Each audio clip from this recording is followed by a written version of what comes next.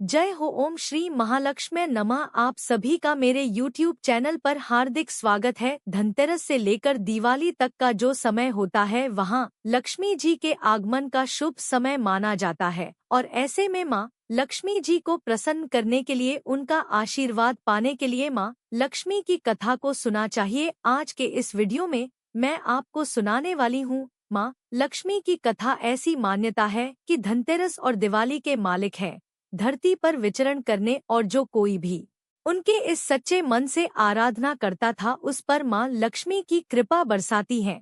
तो लक्ष्मी की कथा के अनुसार गांव में एक साहूकार था। उसकी बेटी प्रतिदिन पीपल पर चढ़ाएं जाया करती थी। इस पीपल के पेड़ पर वह जल चढ़ाती थी। उस पेड़ पर लक्ष्मी का वास था कि एक दिन लक्ष्मी जी ने साहूकार की बेटी से कहा, मैं तुम्हारी मित्र बनना चाहती। हंसी ने कहा, मैं अपने पिता से पूछकर बताऊंगी। यह बात उसने घर जाकर अपने पिता को बताई। तब पिता ने सुनकर हाँ कह दिया। दूसरे दिन से साहूकार की बेटी ने उसकी सहेली बनना स्वीकार कर लिया। हम दोनों अच्छे मित्रों की तरह आपस में बातचीत करने लगी और आपस में खेलने लगी। एक दिन लक्ष्मी जी ने साहूकार की बेटी को अपने साथ अपने घर ले। अपने घर में लक्ष्मी जी ने उसका दिल खोलकर स्वागत किया, खूब खातिरदारी की उसे अनेक प्रकार के भोजन पर उसे मेहमान नवाजी के बाद जब साहूकार की बेटी वापस अपने घर लौटने लगे तब लक्ष्मण जी ने प्रश्न किया कि मैंने तो तुम्हें अपने घर बुला लिया, अब मुझे बुलाओगी? यह बात सुनकर साहूकार की बेटी ने लक्ष्मी जी को अपने घर आने का निमंत्रण दे डाला है कि उसने अपने घर लक्ष्मी जी को बुला तो लिया परंतु अपने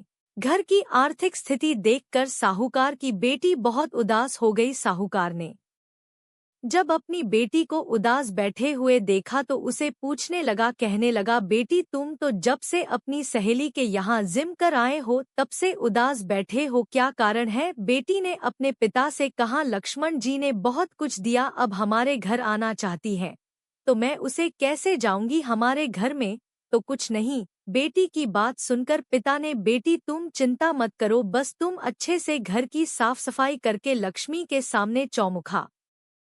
भगवान विष्णु ब्राह्मण से कहा, जब देवी लक्ष्मी हमारे घर पधारे तब तुम्हारा घर धनधान्य से भरकर अंतर्ध्यान हो गई। अगले दिन ब्राह्मण सुबह सुबह उठकर मंदिर के पास से ही और इंतजार करने लगा। काफी देर हो गई, उसे पता नहीं आएगी या नहीं आएगी। इंतजार करते करते ब्राह्मण को दूर से ही नजर आ रही थी। इस प्रकार लक्ष्मी माँ उपले थापने के लिए आई तो ब्राह्मण उसे अपने घर आने का निवेदन किया। ब्राह्मण की बात सुनकर माता लक्ष्मी यह सब के कहने पर ही हुआ। लक्ष्मी ने एक शर्त पर तुम मेरे साथ चल सकती हूँ, लेकिन तुम्हें पहले महालक्ष्मी व्रत करना होगा। 16 दिन तक व्रत करने और 16वें दिन चंद्रमा को अर्घ्य देने से तुम्हारी मनोकामना पूर्ण हो जाएगी। इस प्रकार ब्राह्मण ने माँ लक्ष्मी जी के अनुसार व्रत किया और माँ लक्ष्मी को उत्तर दिशा की तरफ मुख करके इसकी माँ लक्ष्मी ने अपना वचन पूरा किया जाता है कि इससे महालक्ष्मी व्रत की परंपरा शुरू हो गई और दिवाली के दिन लक्ष्मी की इस प्रथा को सुनना चाहिए। दिवाली की रात और धनतेरस की रात को उत्तर दिशा की तरफ मुंह करके